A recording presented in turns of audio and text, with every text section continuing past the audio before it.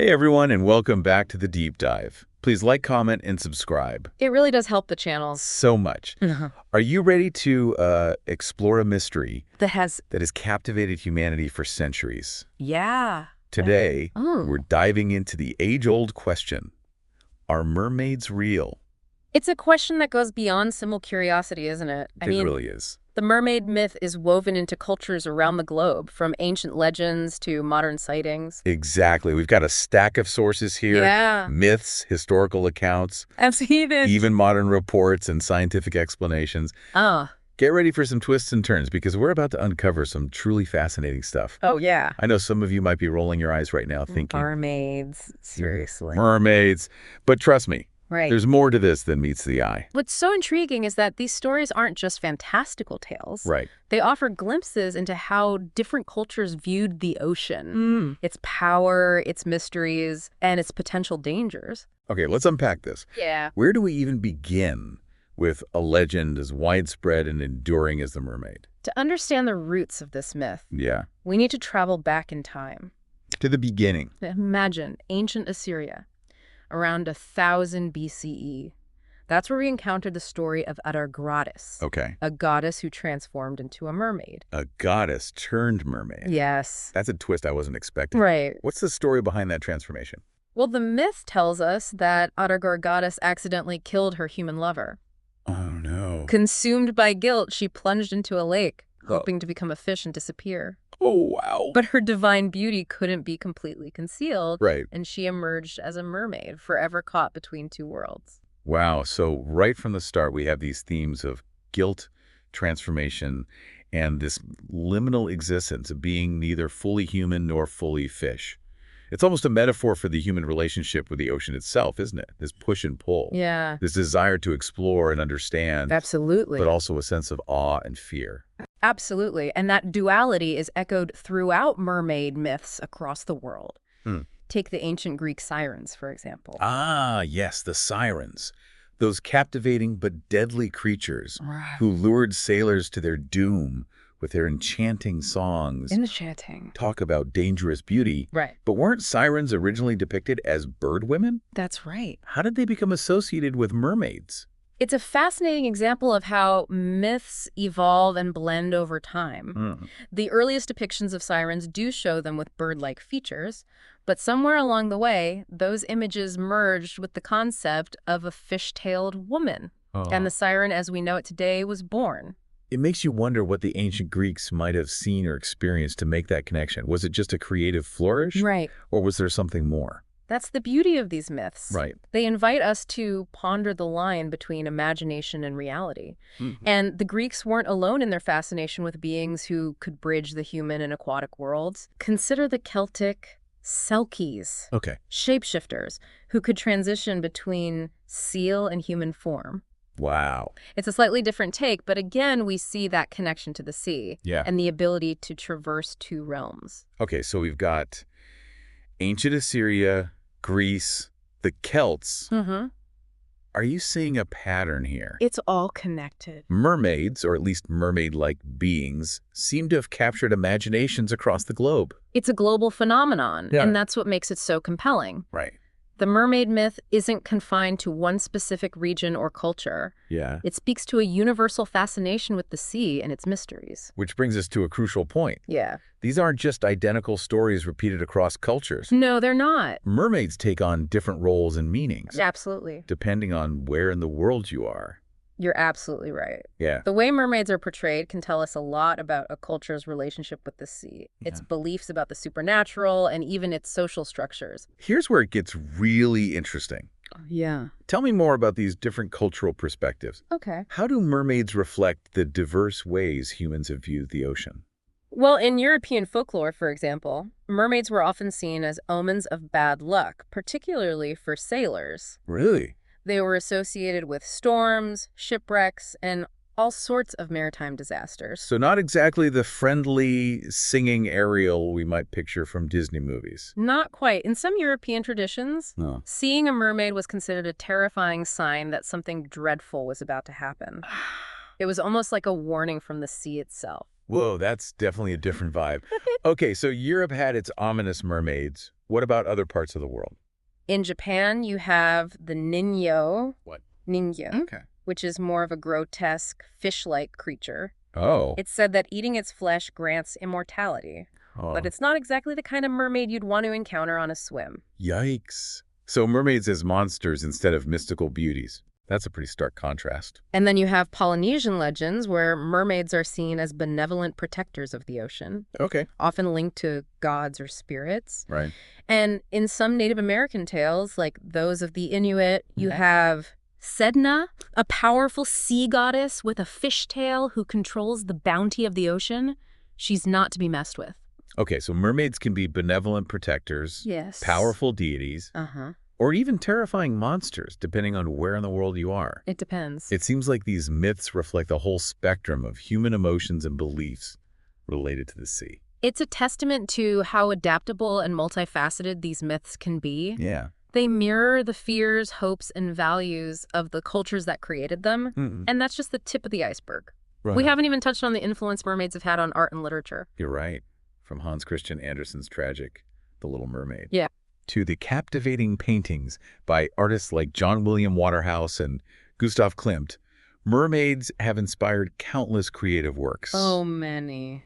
But amidst all this artistic expression and cultural significance, there's a question that keeps bubbling to the surface.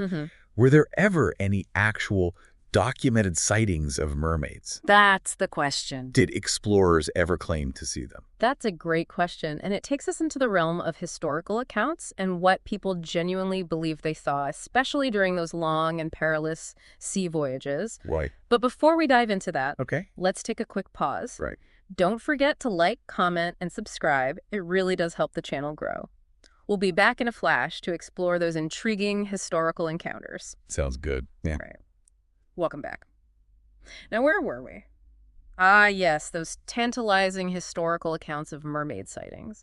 You might be surprised to learn that even renowned figures like Christopher Columbus documented encounters with mermaid-like creatures during his voyages. Wait, Christopher Columbus? The explorer who stumbled upon the Americas. He saw mermaids. Indeed. In his log from his 1493 voyage to the Caribbean, he describes seeing 3 mermaids that, in his words, were not as beautiful as they are painted. Not as beautiful as they are painted, huh? That's a curious detail. It makes you wonder what he actually saw out there on the open ocean. It certainly does, and this is where the line between myth and reality gets blurry.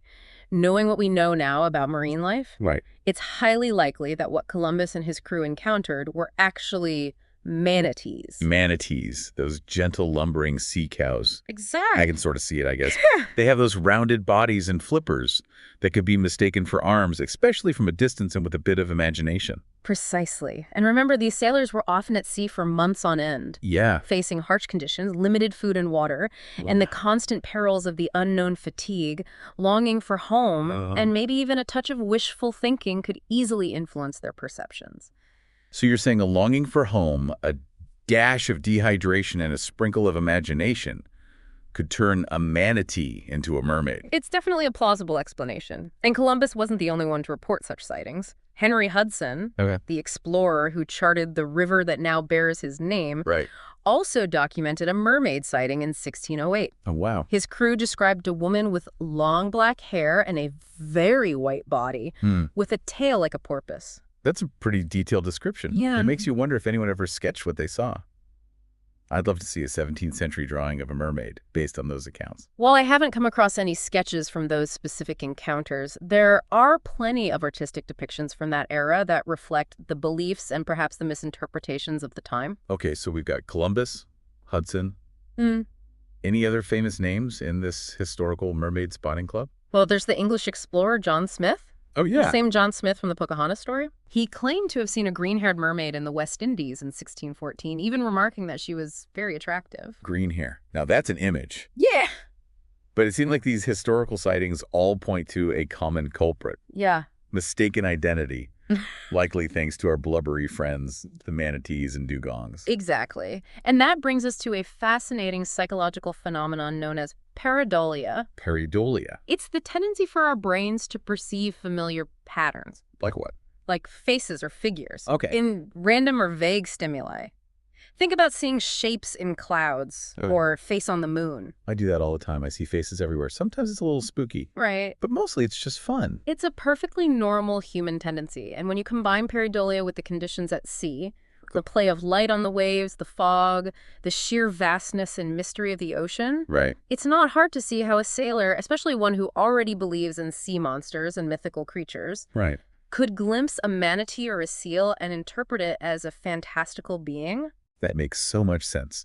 But what about the stories of mermaid songs luring sailors to their deaths? Were those just tall tales spun by superstitious sailors? While we can't say for sure, there are natural phenomena that could explain those legends as well. Certain types of whales, for instance, Yeah. emit sounds that can travel for miles underwater. Hmm. And these sounds can be quite eerie and disorienting, Yeah. especially in the silence of the deep.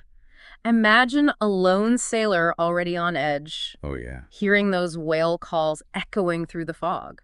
Right. It's not hard to imagine how those sounds could be mistaken for a siren's call. So you're saying a lonely sailor hearing those whale calls echoing through the fog might think it's a siren's song leading him to danger. It's definitely within the realm of possibility. Remember, those sailors live in a world where the ocean was a vast, uncharted, and often terrifying place. Their worldview was very different from ours.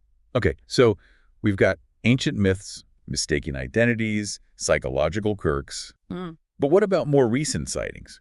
Surely those can't all be explained away by manatees and whale songs, can they? There have been some intriguing modern accounts that have sparked debate and captured the public's imagination. Take, for instance, the widely publicized sighting in Kiryat Yam, Israel, in 2009. Oh, yeah. People claimed to see a mermaid performing acrobatic tricks near the shore. Really? It even caught the attention of the local tourism board, who offered a reward for anyone who could provide proof of its existence. Wow, a mermaid bounty. Did anyone ever claim the prize? Unfortunately, no definitive proof emerged, and the sighting remains a mystery. Wow. Some speculated it could have been a publicity stunt, Right. while others maintained that it was a genuine encounter with something unknown. Okay, so a modern-day mystery. What other recent accounts have surfaced? Well, there have been ongoing reports from Zimbabwe where workers building reservoirs have claimed encounters with mermaid-like creatures, which they believe are water spirits. These beliefs are deeply rooted in local traditions, and they've even led to delays and disruptions in construction projects. Water spirits halting construction. That's fascinating. It shows how these beliefs can have real-world consequences even today. Absolutely. And it reminds us that the mermaid myth isn't just a relic of the past. It's a living, breathing belief system that continues to shape how people interact with the world around them. In Papua New Guinea, for example, there are similar accounts of mermaid-like beings called risasi said to inhabit certain coves and protect the waters. So even in the 21st century, with all our technology and scientific advancements, Right. the mermaid myth persists. It seems like our fascination with these creatures is as strong as ever. It really is. But our relationship with mermaids has also evolved, hasn't it? I mean, Yeah. we've gone from fearing them as omens to embracing them as a lifestyle. You're right. It's amazing to see how the mermaid myth has been reinterpreted and embraced in new ways. Yeah. We've got mermaid enthusiasts all over the world who wear tails, practice underwater swimming techniques, attend festivals, and even make a living as professional mermaids. I've seen those videos online. They're incredible swimmers. Right. And their costumes are so elaborate. It's like bringing fantasy to life. But it's not just about fun and fantasy, is it? I think there's more to it. Mermaids have also become powerful symbols of environmental advocacy. That's a crucial point. Organizations like Save the Mermaids are using the image of the mermaid to raise awareness about ocean pollution and the need to protect marine life. It's a brilliant strategy, really. Yeah. Mermaids represent the beauty and mystery of the ocean, Uh-huh. so they make perfect ambassadors for conservation efforts. It's like they're saying, hey, if you want these magical creatures to exist, Right. you need to take care of their home. Exactly. They tap into that emotional connection people have with these creatures Right. and use it to promote a really important message. It makes you think, doesn't it? Every time you see a plastic bottle on the beach, you're impacting the very world these mythical creatures represent. So from ancient myths to modern-day advocacy, Uh-huh. mermaids have come a long way. But there's one more aspect we haven't touched on yet. Okay. The possibility that mermaids, or something like them, Right. could actually exist. I mean, over 80% of the ocean remains unexplored, right? Who knows what might be lurking down there in those inky depths? That's right. The ocean is vast and deep, Yeah, full of creatures we've never even imagined. right. There are some who believe that mermaids could be cryptids, Cryptids? undiscovered species hiding in those unexplored depths. That's like Bigfoot or the Loch Ness Monster, right? Yeah. Creatures that are rumored to exist but haven't been scientifically proven? You got it. So you're saying there's a chance, however slim, that there could be a real-life mermaid out there waiting to be discovered. I think it's important to keep an open mind. We're constantly making new discoveries in the ocean, Yeah. finding bizarre and wonderful creatures that defy our expectations. Uh. So while the existence of mermaids as we imagine them is highly unlikely, I wouldn't rule anything out completely. After all, the ocean is full of surprises. Just a few years ago, scientists discovered a new species of deep-sea anglerfish that looks like something straight out of a science fiction movie. Wow, that's incredible. It just goes to show that we still have so much to learn about the ocean and its inhabitants. We do. But before we get too carried away with speculation, Okay. let's bring it back to those captivating historical accounts. Do you have any more tales of mermaid sightings from those early explorers? Well, there's the intriguing account of Captain Richard Whitbourne, Whitbourne. an English explorer who, in 1610, claimed to have witnessed a mermaid swimming near the coast of Newfoundland. Newfoundland. That's pretty far north for a mermaid, isn't it? You'd think so. According to Whitbourne, the mermaid even approached his small boat, Wow. seemingly curious about the strange creatures on board. He described her as having long black hair, No. large breasts, and a comely face, Okay. though he noted that her skin was very tanned. Tanned skin. Maybe she'd been on holiday to a more tropical location. But seriously, these detailed descriptions make you wonder if there was something more to these sightings than just manatees and overactive imaginations. That's the enduring allure of the mermaid myth, isn't it? It keeps us questioning, keeps us wondering. Yeah, And who knows, maybe one day we'll finally uncover the truth behind these age-old tales. I hope so. It would certainly make for an incredible deep dive. You would. Speaking of deep dives, we've covered a lot of ground today. We have. From ancient myths to modern sightings, cultural variations, and even a bit of scientific speculation. It's been a fascinating journey, and I hope our listeners are enjoying it as much as we are. I'm sure they are.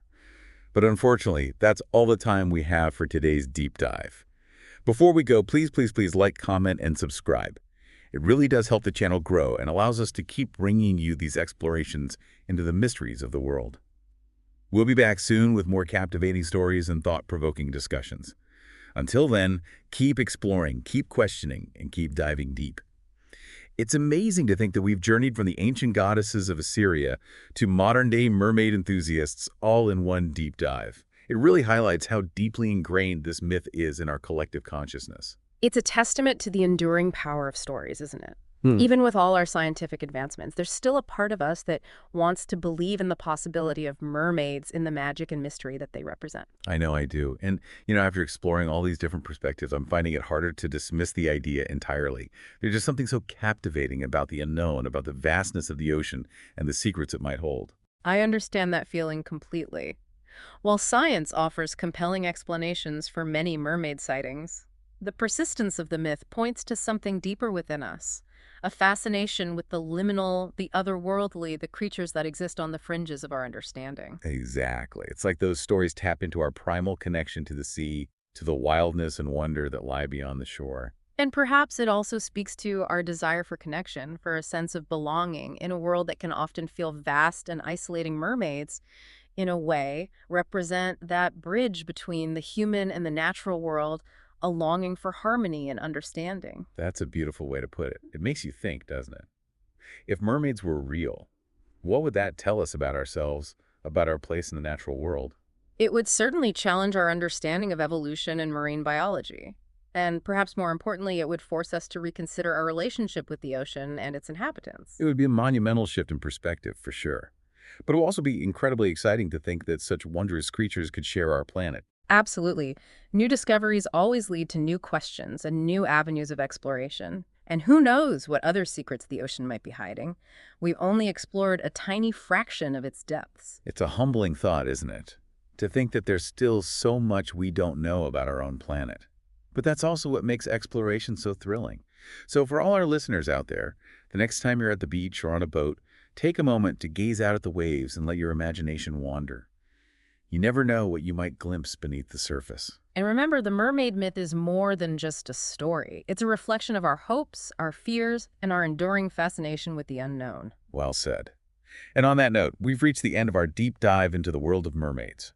We've covered a lot of ground today, from ancient myths to modern sightings, from cultural variations to the philosophical implications of mermaids' potential existence. It's been a truly captivating journey. I've thoroughly enjoyed exploring this topic with you, and I hope our listeners have found it equally engaging and thought-provoking. I'm sure they have. And before we sign off, a quick reminder to please like, comment, and subscribe to our channel. It really does help us grow and allows us to keep bringing you these deep dives into the fascinating mysteries of the world. Thanks for joining us on this adventure, everyone. Until next time, happy diving.